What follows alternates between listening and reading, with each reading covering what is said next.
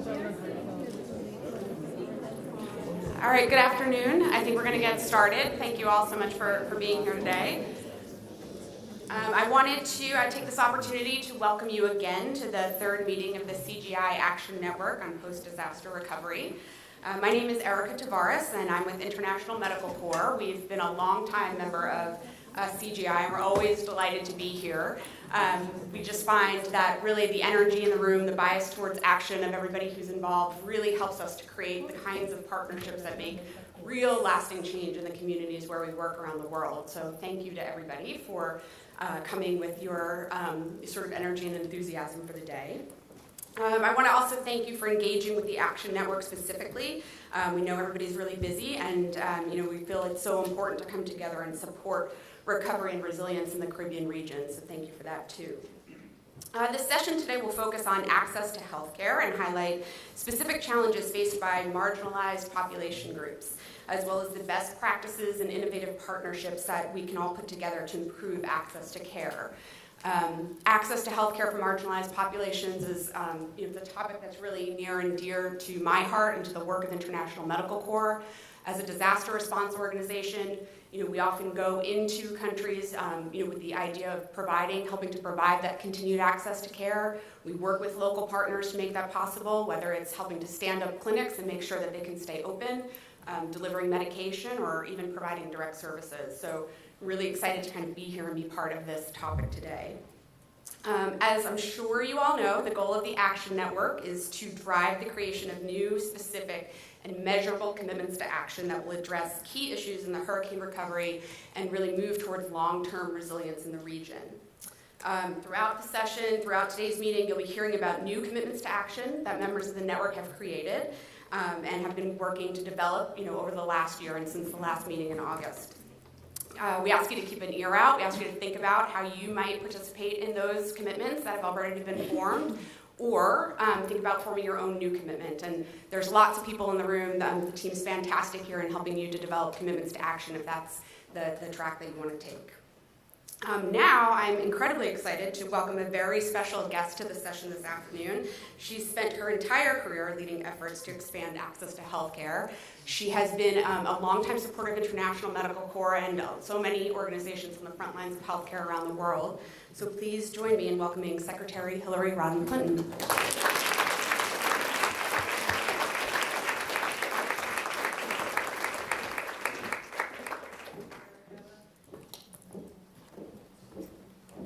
Thanks very much to Erica, and as she said, the International Medical Corps has been a longtime partner with CGI in a number of programs to try to come up with newer and better ways to deliver services and outcomes.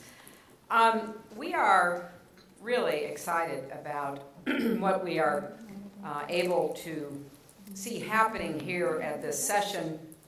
I've met a number of people who have been really moved by and convinced by various of the commitments and presentations, who are finding ways to partner. So I want to invite Erica to keep talking to all of you because as she pointed out, there is just so much that we can do together. So Erica, will you join me? Where did Erica go? There she is. Okay. Now, we know, because we've been talking about it for 2 days, the hurricanes expose gaps, already existing gaps, in vital health and social services, and particularly in regard to psychosocial support for distressed and marginalized populations. Older adults were disproportionately impacted, often finding themselves isolated from assistance and health care.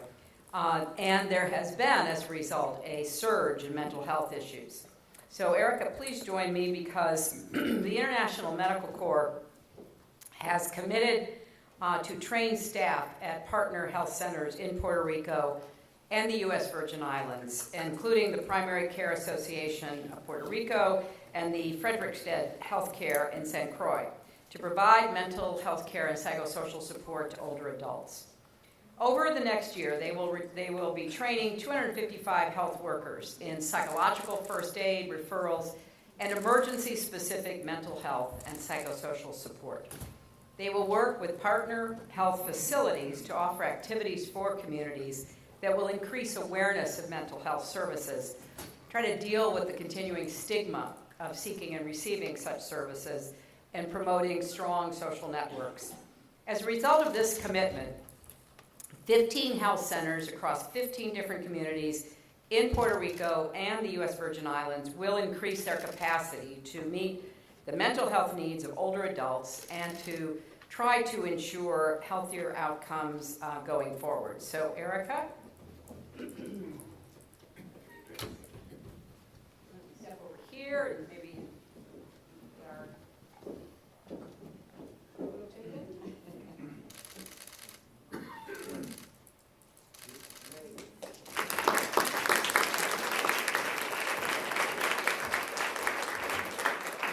For our next commitment, I'd like to invite Janet Coyeso of the Puerto Rico Disability Community Relief Network.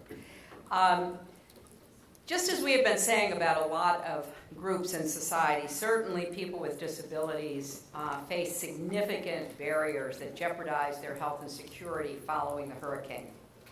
Their mobility was impeded. Without power, their life-saving equipment wouldn't work, and assistance devices were damaged and even destroyed. So the hurricane once again revealed large gaps in services and really posed the challenge: how can we best integrate people with disability into future preparedness, response, and recovery plans? So, Anna, please join me. The Puerto Rico Disability and Community Relief Network is a coalition of 5 Puerto Rican organizations dedicated to the security and well-being of people with disabilities. It was created after Hurricane Maria, and it has since expanded its efforts to include advocacy and development. The Community Relief Network has developed a curriculum for public, private, nonprofit, and local agencies to integrate the needs of people with disabilities into emergency preparedness efforts, including shelter access, alternative communication and notification strategies, and evacuation plans. So over the next 4 years, the Puerto Rico Disability Community Relief Network will train 8,000 people in Puerto Rico and the U.S. Virgin Islands, impacting more than approximately about 200 different agencies. They will also implement a train-the-trainer model with 10 additional agencies per year to increase the number of agencies and people who can offer this training. And additionally, the partners will train the families of people with disabilities to strengthen their personal preparedness and resilience for future emergencies. So, Janet, we are very excited to have this commitment.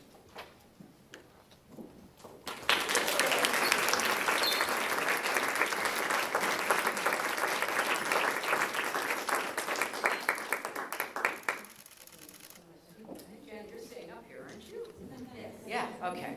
So I would like to invite the panelists now to come join me. We've got Janet, who you've already met. Donna Christensen, my longtime friend and former colleague from the Congress. Wendy Perry, Executive Managing Director, Puerto Rico Merck. And Claire Pierre, Director of Global Health Systems Strengthening and Social Change at Harvard Medical School. So I'm thrilled to have a chance to talk to each and every one of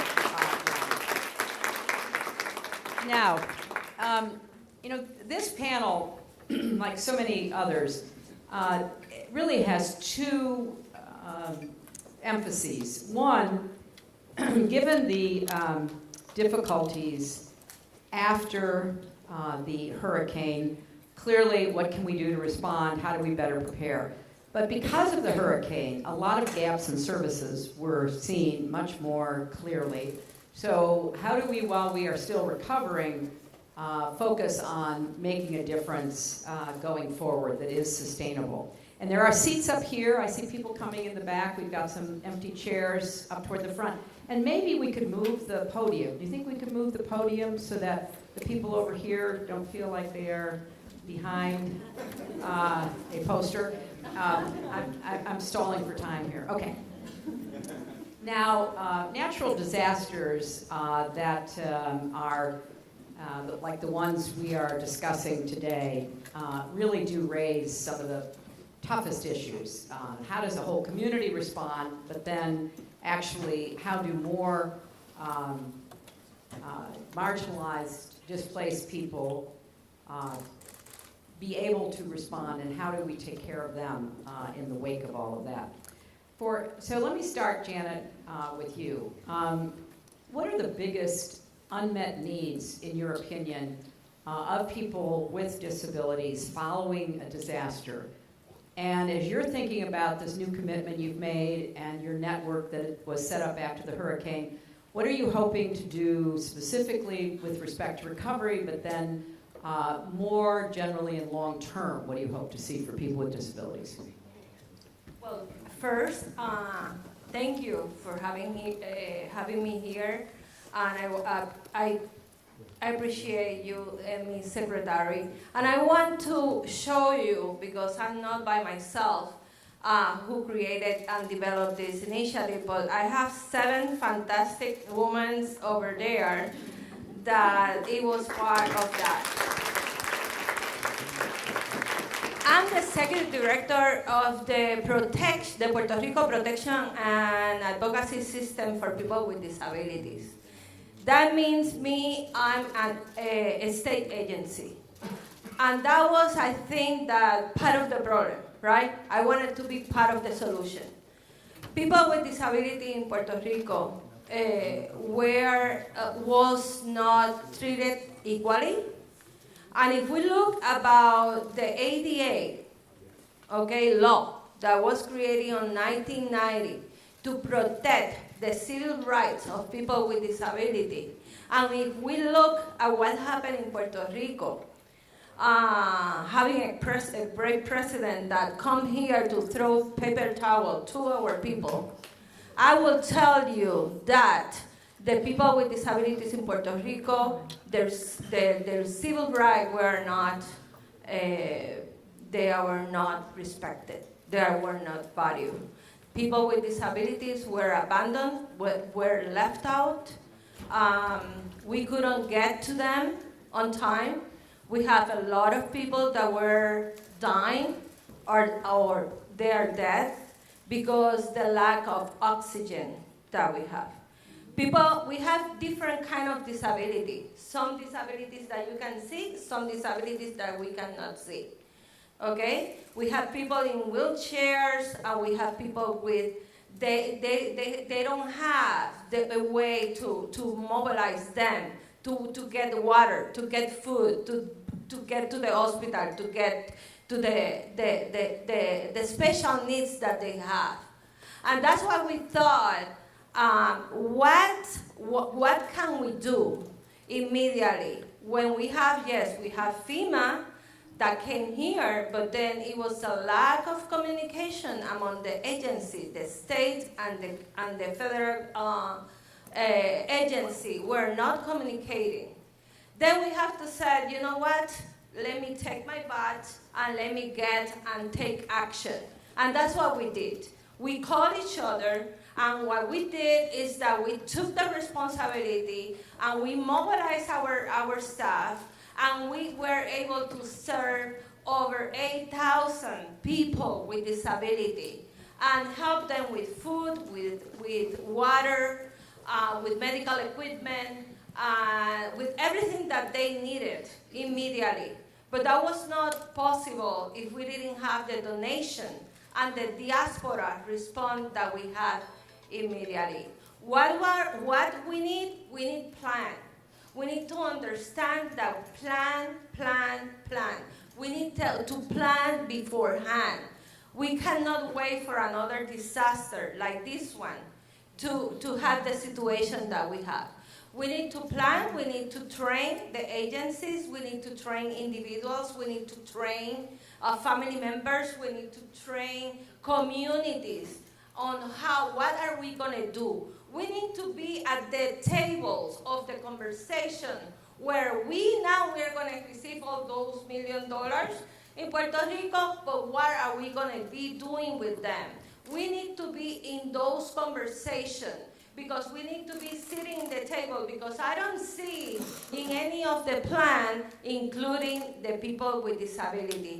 And we are talking about 1/3 of the population of Puerto Rico. That means over 100,000 people living in this condition, and that is not okay.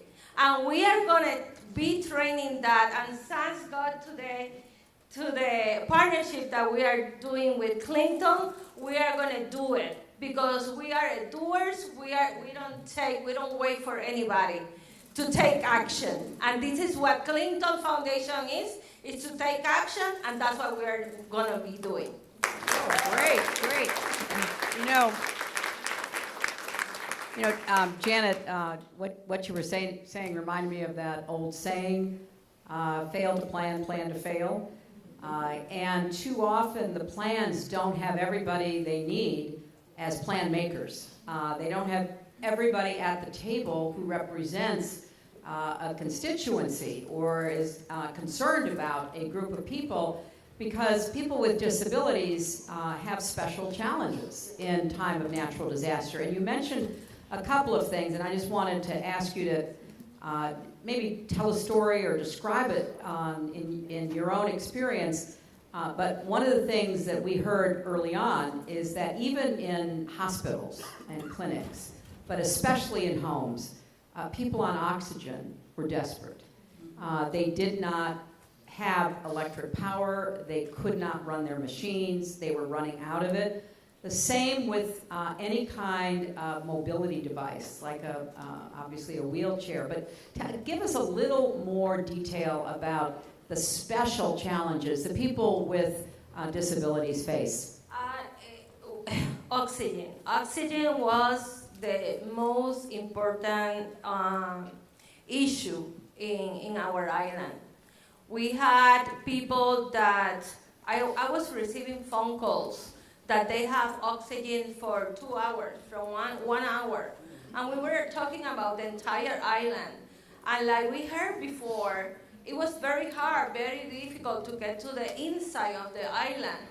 And I was so desperate because I was talking and trying to knock on the doors of the people that they have the power to bring oxygen to the island, and no one wanted to do it because no one want to take the responsibility of bringing a ship that was on Fort Lauderdale waiting to be full of oxygen and come to Puerto Rico.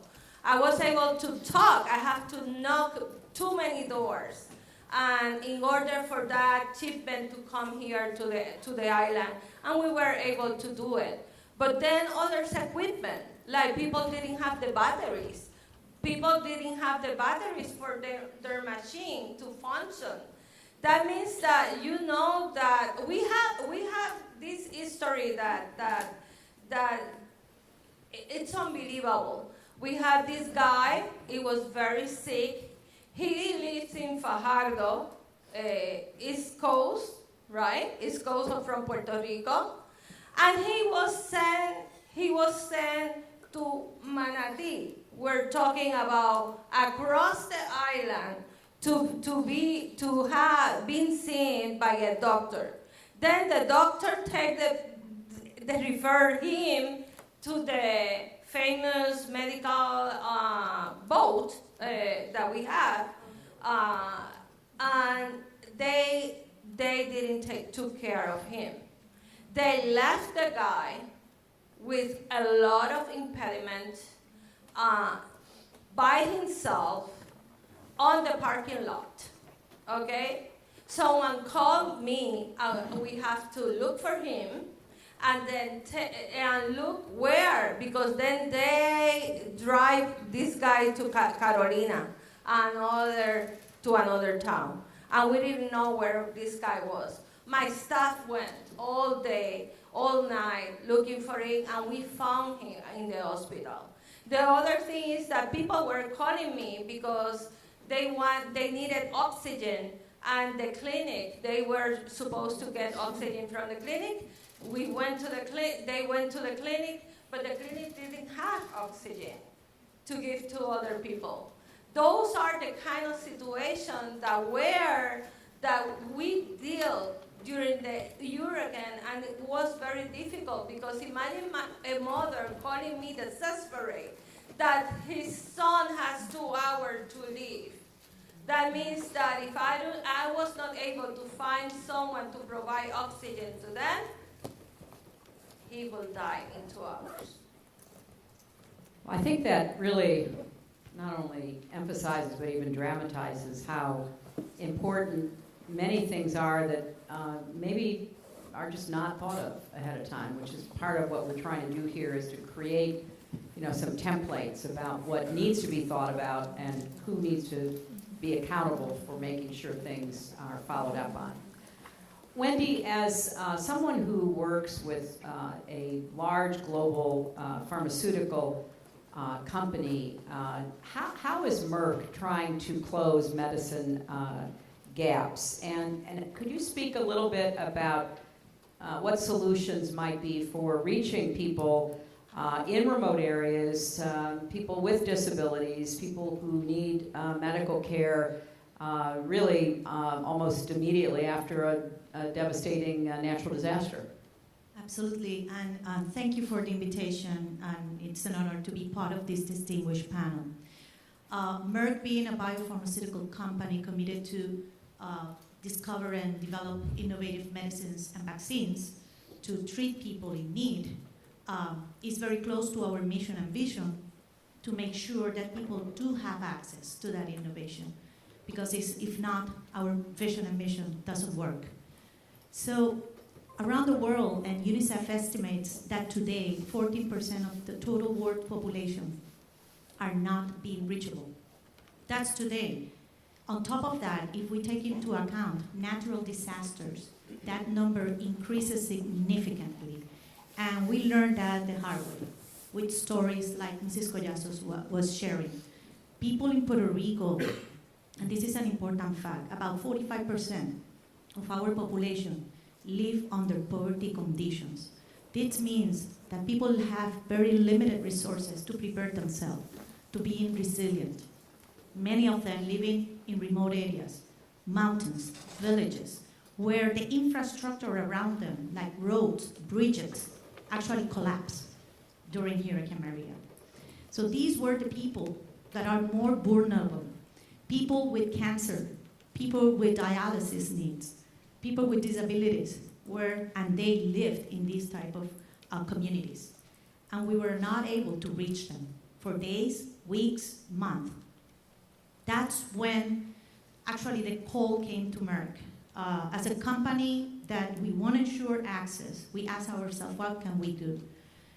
And we brought to Puerto Rico a proof of concept that we have been testing in other parts of the world, including, for example, Congo, the Republic of Congo, during an outbreak, delivering vaccines and medication through the technology of a drone. We have been testing that, so we, to be true to our vision, we said, let's bring it to Puerto Rico. And since August last year, we have been working in that pilot. Technology can help us to reach these communities. We have been piloting. We started in August from our manufacturing plant in Las Piedras. We have sent different flights to test the delivery of vaccines, but specifically those life-saving products. For that, you can imagine we cannot do this alone. We're currently in partnership with Direct Relief, an NGO that some of you may be aware of it, that have been working with us closely with many communities.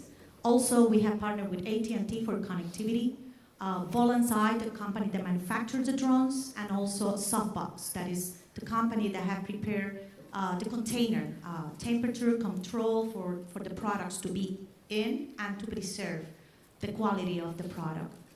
So we have conducted several flights on land and on sea.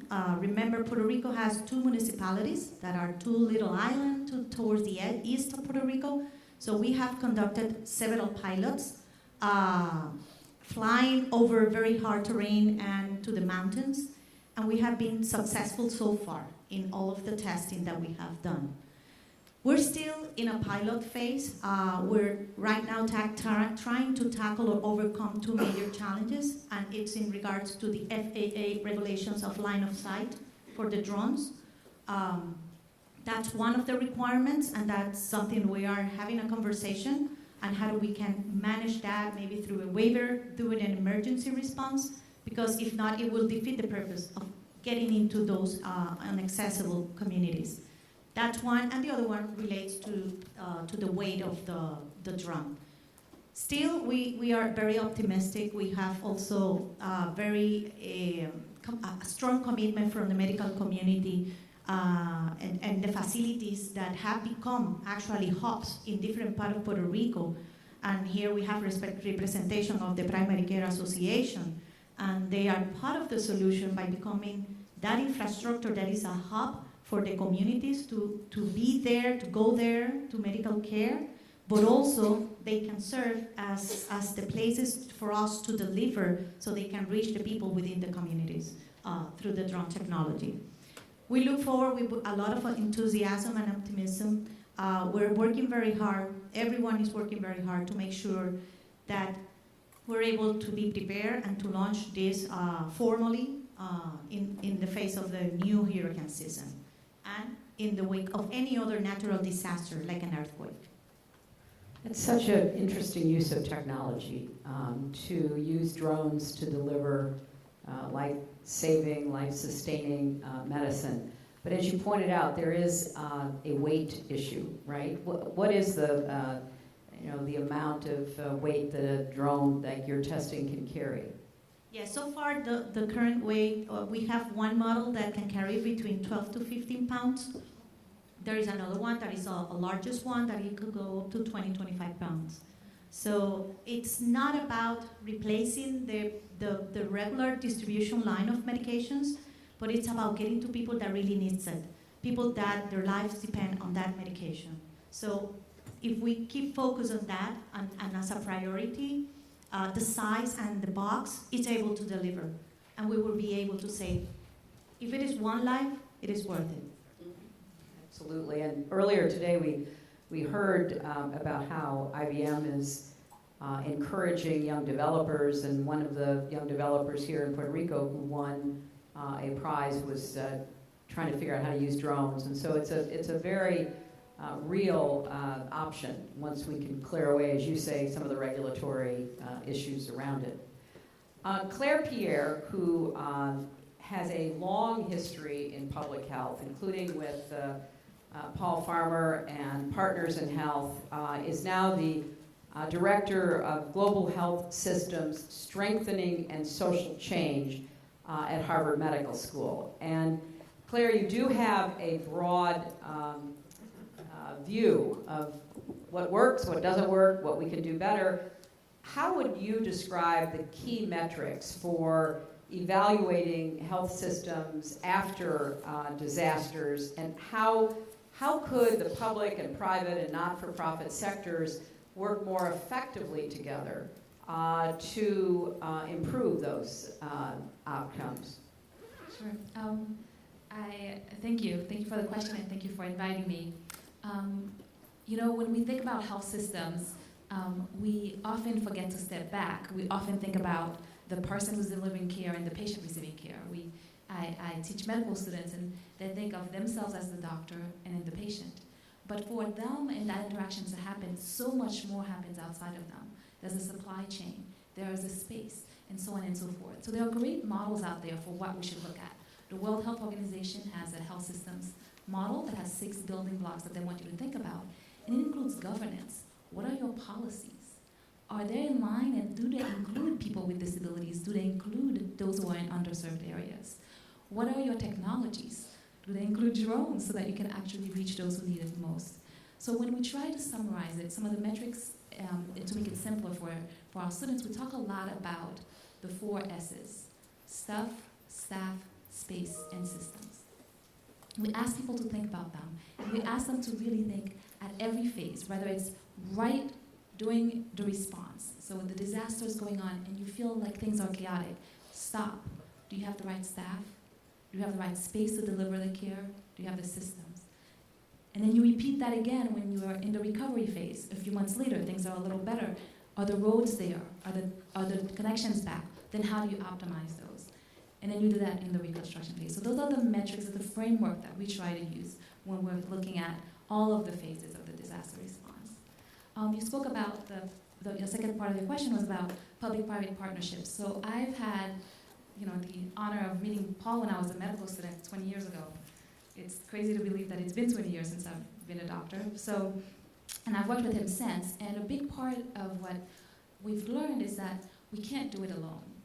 And when we work in areas, because a lot of our work is in communities that are underserved, both within the U.S. and outside of the U.S. We work in 10 countries. We have found that the first thing you want to do is ask the community that's most affected. Don't assume, right? We work with academic partners. And in every community that you go to, there's a school, there's a university, there are young, talented people who want to help. So make sure you include them. Then we work with the public sector. And that gets very tricky, and it can be uncomfortable for some people, but we remind people that they are the steward of the country that you're in. You are a guest. And they probably are the closest and the fastest to distribute things or to communicate with the people. So unless they are literally oppressing the people, you probably want to work with them. Let them know you're here and ask them what they need. And then the next is the private sector. It turns out, in medical school, I learned nothing about balancing a budget. I didn't know anything about returns on investment. I didn't even understand health insurance. And somehow, right, a lot of the decisions we're making about who's getting access, how to triage them, how much money gets where, which supplies get where roads are even built, actually comes from private sector partners working with public sector partners who studied classes that I just didn't take. So it's really important that we in the health sector partner across with the public, the private, and of course the NGOs and the communities that we serve. I wanted to ask you, you also know about community health centers in the United States and elsewhere. How do they identify and define vulnerable populations? So far we've talked about people with disabilities, people in remote areas, but what other categories of people should be really paid attention to when you think about post-disaster healthcare? Sure. So, my work has been interesting. I actually grew up in Haiti and then moved to the U.S. when I was a teen. And so I am both a survivor of disasters. I think our family lost our homes 3 times. Hurricanes, earthquakes. And actually one of the hurricanes was in Florida. And so a lot of what I've lived through both personally and in responding to things shaped my career. So what I look at is who actually designed their systems to care for underserved communities. I spoke to you about the Partners in Health model, but another model, and I think we spoke about it here, are the PCAs, right? And community health centers, I'm just going to ask people if they're familiar with Dr. Geiger's and Dr. Gibson. Raise your hand if you've heard of them. Got it? Yep. Okay, so I'm going to take a minute just to talk about them, because a lot of people know about Paul Farmer's work, which is very similar in global, same principles. But in 1965, so in the 1960s, Drs. Geiger and Dr. Gibson were in the US, and they were traveling around to help with the civil rights movement. And they found that there were communities that needed care, right? And they found that they needed to open a new type of clinic, right? Instead of just going to the hospital or just going to private clinics, they needed to make sure everyone had access. And they drew their model from South Africa. So they studied community-oriented primary care in South Africa, came back and wrote to the president of the US and asked to open 2 clinics, one in Boston and one in rural Mississippi. They wanted to show an urban and a rural model. This clinic still exists, and I'm actually now at the clinic, the very first one in Boston. And by 1969, there were more of them. More communities started working together with doctors and with the local governments to open one. Actually, one opened in Boston, a few miles away, because Puerto Rican mothers who were living there asked for a center that could provide them care. And the model was different because they didn't just give health care. They addressed everything that affected someone's health. So when you go to a community health center, we have community health workers, we have pharmacists, we have We have transportation's an issue, we go in. Water's an issue, we go in. Whatever it is, we care for you as a person with all of your needs. And today, community health centers are all across the U.S., in Puerto Rico and the U.S. Virgin Islands. There are 1,400 of them. So they serve 1 in 12 people. And they serve you regardless of your ability to pay. So when I look at my work on the global health side with Partners in Health at Harvard Medical School, whether we're in Haiti or Rwanda, and I look at my work in Boston, there are some themes that are actually the same. You have to start with primary care and community-based care. Healthcare starts at home. It's very local. And what we found that we had to do was understand who the vulnerable populations are. And we finally have data about who we care for. And it is truly visible when the person has a physical disability, right? But what if they have a mental disability? What if they're vulnerable because they have 12 medications and it's really confusing to remember them? What if they're vulnerable because they have low literacy or their IQ is just different, so they learn and retain differently? So what we're doing now is using technology that takes everything into consideration, your lab value, your medications, and everything else, and it tells you ahead of time, these are my most vulnerable patients. And for our older population, we use the program for the all-inclusive care of the elderly, and we actually go to their home and geomap them. And so I feel like it's 2020 is around the corner. We have cars that talk. We have, Siri and Alexa and everything else. And I want to think that if I look at Dr. Geiger's and Dr. Gibson's work in the 1960s, 50 years later, and I look at Dr. Paul Farmer's work 30 years later, what do we say about how we're going to redeliver primary care? We may not need the same number of walls and buildings. Maybe what we need is an app that actually connects people and I know what their heart rate is from where I am.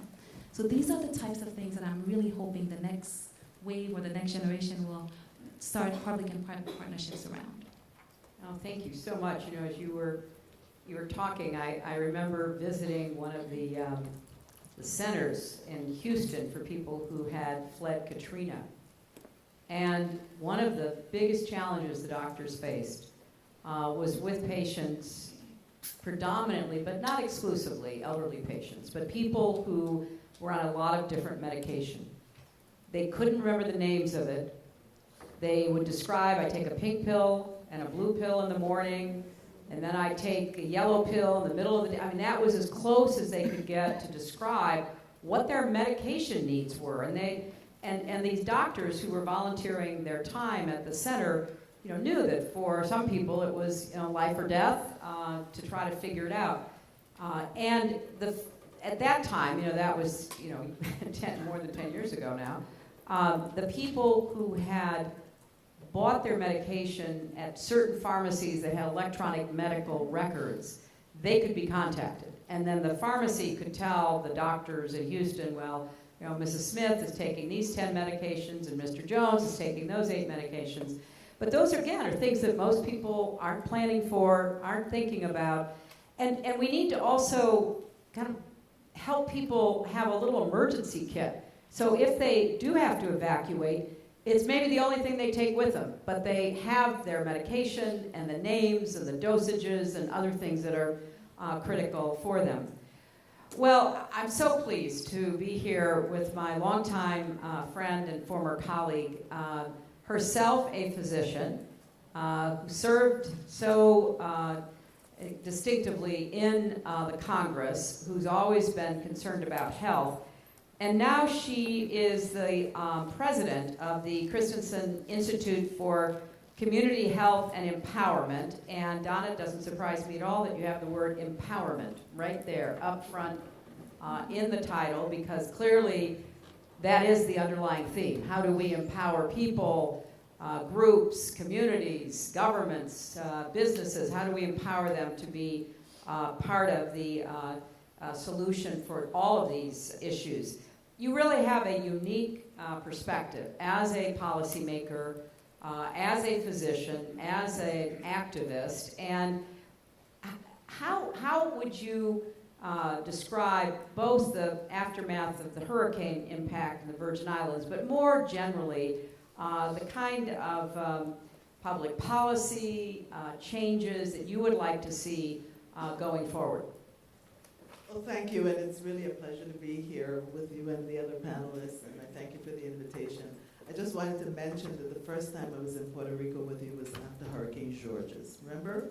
We came here, we went to the Dominican Republic and to Haiti as well. Yes. So I was not in the Virgin Islands at the time. I had gone to a conference, but from all reports and even after returning home, I found that the response was chaotic. I cannot emphasize enough the need to have a plan, not only have a plan, but a plan that's exercised so that you identify the weaknesses and correct them beforehand. There was, I guess the most catastrophic thing for us was that there was no plan if the hospital went down, which it did, for where we would then place patients, as we had had in years past. And so many patients had to be evacuated, and they were evacuated very quickly in a very chaotic manner. Many of them without having a chance to really pack a bag or have that particular toolkit to travel with, didn't know where they were going, and their families did not know sometimes for weeks where they were. And many went without their medical record, which brings us back to technology. And that's an area of policy that I think we need to spend more time on and make more of an investment in, as we are trying to do in the Virgin Islands and in Puerto Rico to create a health information exchange, so that we not only know, everyone knows their medical history and can travel with them, but that we connect what has been for us a dysfunctional system working in silos, but we connect everyone so that the patient becomes the center of whatever, even in good times. But when it happens in good times, it'll be better service for those patients in a disaster. So it was chaotic. I can't say that we haven't had a lot of assistance, but I don't think FEMA was prepared, and we were not as prepared as we could have been. And so there was a lot of learning that had to take place in the early days, and it slowed down our recovery. We have a new governor now that's in the room with us who is taking up the mantle, and we're very technology oriented. We're going to be making a lot of changes to make things better. What was the other part of the What is policy? The policy, and in particular, what are the priorities of your institute? Well, it's a very new institute, and I'll come back to that in a second, because it's based on something that was in the bill that you co-sponsored with us when we did the bicameral bill, which was the Health Equity and Accountability Act. But the communities that we're talking about, and it's been said somewhat before, are communities that are distressed before they even get to the disaster. So their economies are fragile or in crisis. They've not been brought into the planning process. There's chronic stress already. There are mental and behavioral issues that people have to deal with every day in poverty, poor economic conditions, situations. So they're vulnerable to begin with. And so, yes, they are more affected than other communities, and I don't think we pay enough attention to making sure that these underserved communities are strengthened and made more resilient. In the Affordable Care Act, one of the things that we attempted to do was to rebuild the public health infrastructure. There were provisions to strengthen the public health infrastructure in communities across the country, with particular attention to those underserved communities, and to increase the workforce. Those were never funded. Never funded. So we did not do what we could have done to make the situation better in the Virgin Islands, in Puerto Rico, and in many communities across the country. Some in North Carolina are still suffering from the last hurricane. So I think we need to find ways, one, to, in policy, to support more the use of more technology. The Stafford Act was amended so that we can rebuild better and not just to where we were. But I do think more attention needs to be paid to those communities that are the underserved ones that we're talking about. They need more, and so more attention needs to be paid there. The community health centers were the backbone of whatever healthcare existed after the storms. And I think they need to be also prioritized with funding. And in our case, our health centers were not even part of the plan, what little planning took place in the ESF 8, the one that deals the emergency sector that deals with health. They need to be fully a part of it. When the winds died down in the Virgin Islands, the community health centers opened their doors. And one of our community health center executive directors is here in the room with us. You know, I think we need a master list of everything and everybody that should be included in any planning process. Because as you just said, it's really shocking to me that the community health centers were not really on the front lines. In my community, they were not. And you know, we don't take advantage. Another thing that we did in the community, in the ACA, was we created grants for community health workers. We need to have community people trained and ready to respond, because it takes time for some of the other help to come in. But if we have our communities trained, and we thank you for the initiatives that you announced earlier, because that's part of it, because mental health doesn't get any attention whatsoever. You know, and it's been a problem for us to get not only to get mental health professionals in, but those that are culturally competent, that understand the cultures that they will be dealing with. Well, I think that we are learning that I think this is, I don't know, I think this is still accurate, that, you know, the biggest determinant of health is your zip code. Is that right, Claire? Yeah. And so we know that where poor people, marginalized people live together, there are greater needs and often a higher rate of disability, a higher rate of chronic illness, all of the things that we are hearing about. Now, you've heard from these panelists, and we have a little bit of time, maybe time for 2 or 3 questions. So I'm going to ask if anybody has a question, if they would stand up and tell us who you are, and ask your question either in general to the panel or to one of them specifically. Anybody have any questions, comments, suggestions, programs that you want to make sure that we are paying attention to? I saw your hand first, sir. The man with the beard right there. Thank you. Javier Jimenez from the Primary Care Association. So part of the discussions that you were having in terms of access, disabilities, knowing where the patients are, there were several studies after the storms related to the use of the phones, and also I saw one from Walgreens. So if we know in emergencies where those patients that have been identified by the different organizations are, and where they got new medications or have not, we can pinpoint them and provide better service and get to them quicker.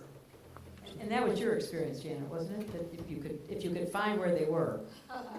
That was very difficult. We have to go to the community, and that is one of the plans that we have right now in this initiative, is to create a mapping about a database that we need to create to identify immediately where the people with disabilities are.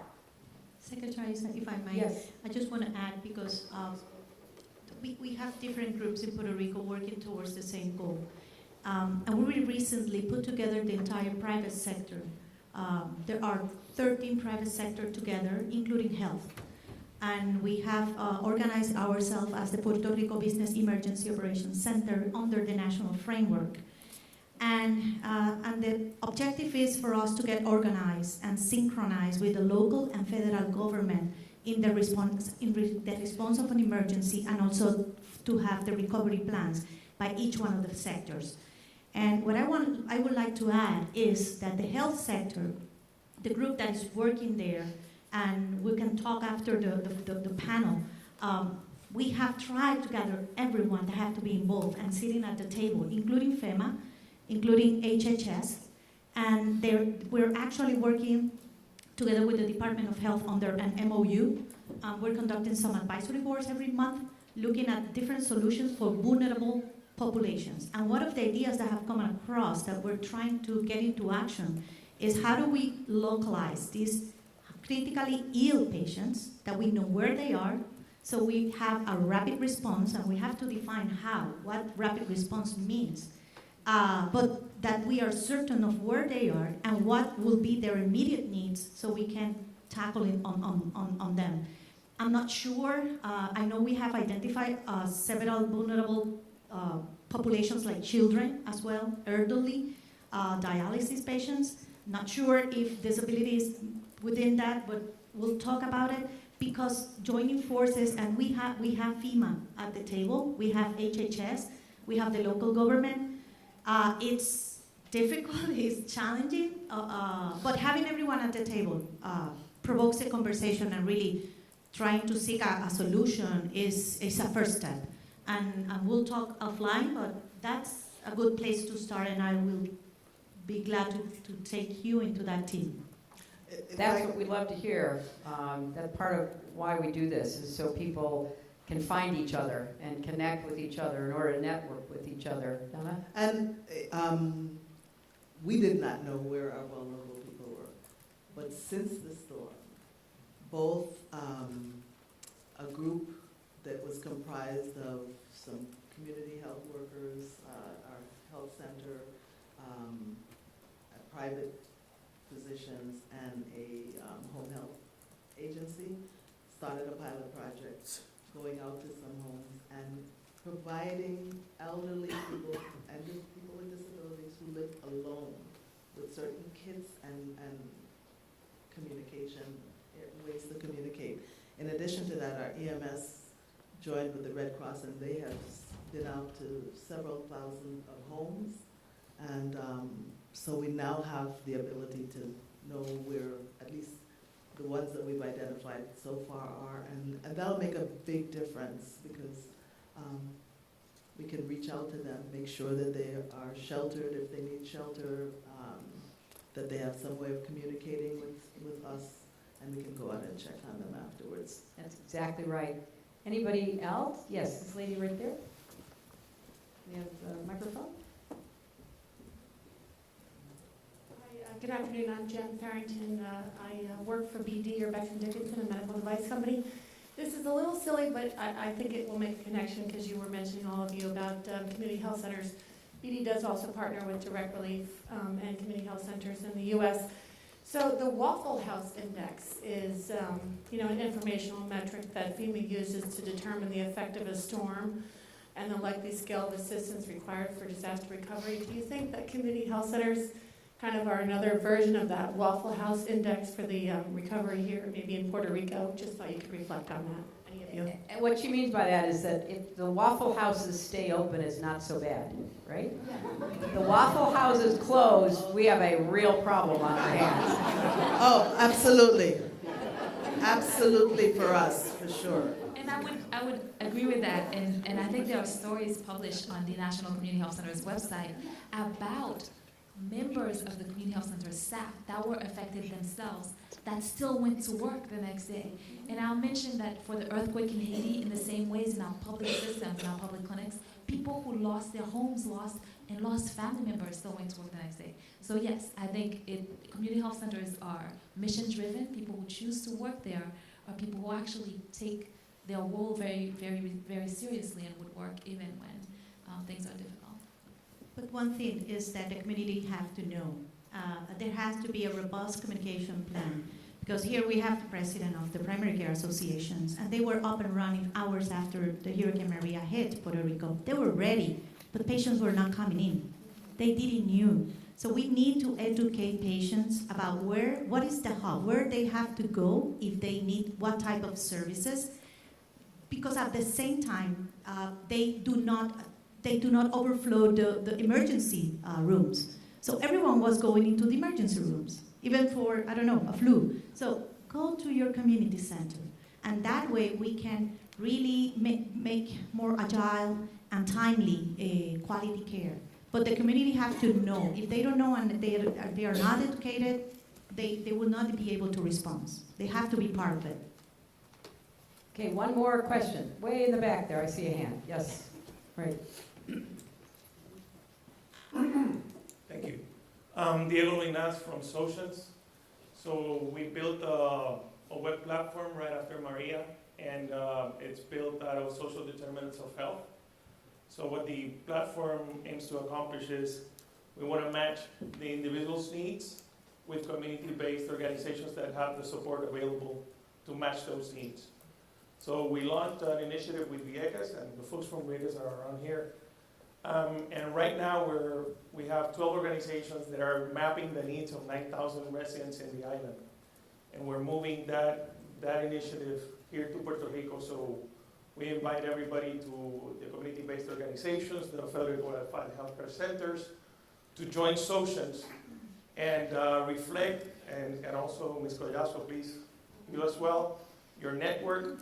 It's there, it's for everybody to use, so we can match individual needs as fast as possible with community-based organizations that are willing to help and have the support there available.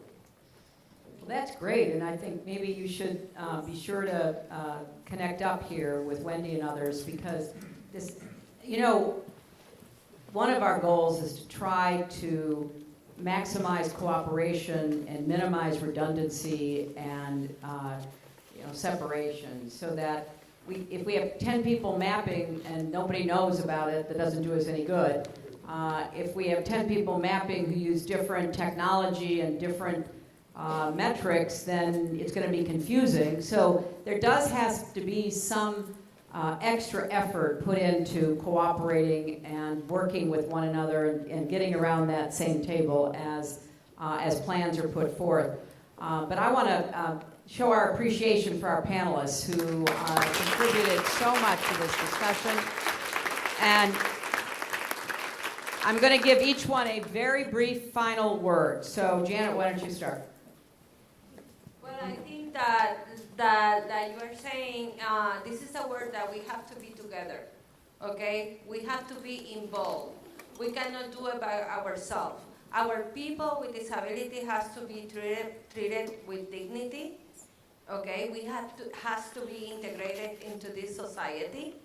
That means that the plans we need to consider, because we're talking about a population that is growing faster, and we need to move fast. That means that we need to take actions, and we need all of you taking actions together. Putting resources, putting money, putting your minds together, and doing what we did. It's just, we created something with our heart. Donna. You had asked what the Institute was about, and it's really about addressing the social determinants of health. If we address the social and economic determinants of health in our underserved communities, they would be resilient and ready to meet whatever disaster comes, and much better than they can today. And so we need to focus on that. Wendy? My word, and I join your messages. We need to take care of health education to people, but also we have, in any project that we go into, we have to make sure that we are drivers of the economy.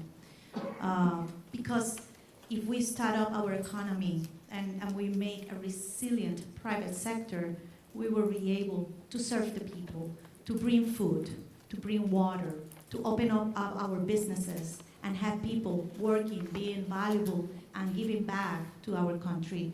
So we have to ensure that we have a robust private sector that is a key driver of the economy, because that also will help us to step up and shine again as the shining star of the Caribbean. I'm sorry, and we all stars. Claire, you get the final word. That all of the stars of the Caribbean shine again.